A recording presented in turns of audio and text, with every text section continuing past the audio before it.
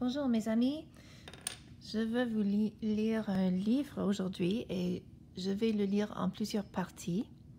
Cette première partie, je vais lire quelques pages et puis je vais vous poser des questions. Voici le livre que vous avez probablement lu en anglais, La princesse dans un sac.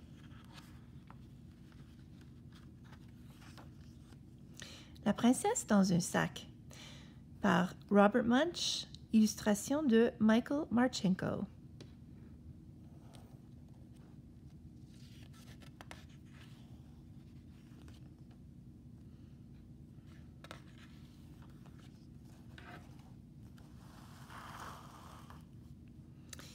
Élisabeth était une magnifique princesse.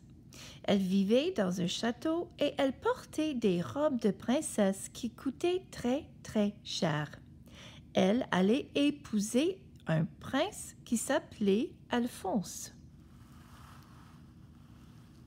Voici Élisabeth. Elle est en amour.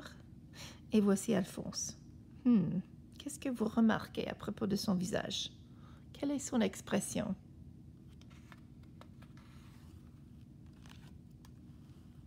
Oh, qu'est-ce qui va se passer?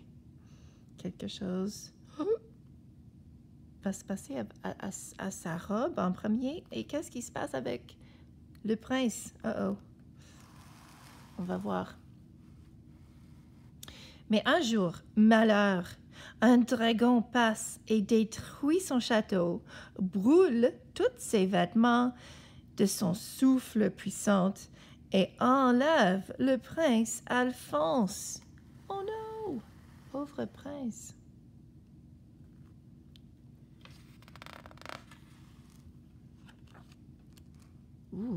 Elle se fâche, je crois. Regarde son visage. Ouf. Elle n'a pas peur. Élisabeth part aussitôt à la poursuite du dragon pour ramener Alphonse. Courageuse, hein? Elle cherche désespérément de quoi se vêtir, mais tout a brûlé. La seule chose épargnée par le feu, c'était un sac de papier. Alors, elle enfile le sac et suit les traces du dragon. Très facile à suivre, ce dragon.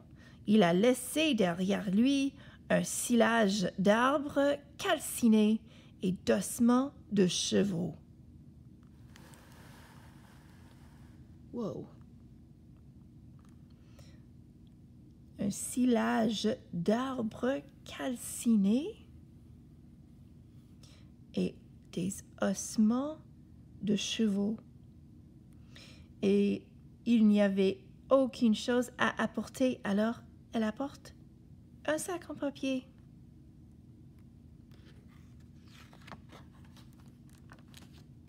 Oh!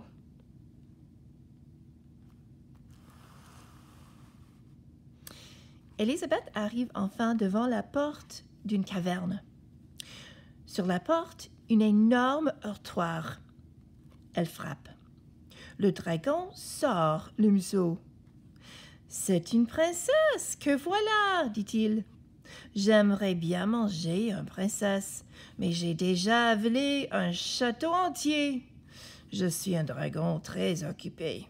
Revenez demain. » Il referme vivement la porte, ou risque d'y coincer le nez d'Élisabeth. Coincer son nez, ouch! Il a l'air fatigué après avoir détruit le château, hein? Oh, wow, qu'est-ce qui va se passer? On va voir. Élisabeth empoigne le heurtoir et frappe à la porte encore une fois. Le dragon montre le museau. « Allez-vous-en, dit-il. J'adore croquer les princesses, mais j'ai déjà avalé un château entier. Je suis un dragon très occupé. Revenez demain. »« Un instant, crie Élisabeth. Est-il vrai que de tous les dragons du monde, vous êtes le plus intelligent et le plus féroce? »« Ah oui, répond le dragon.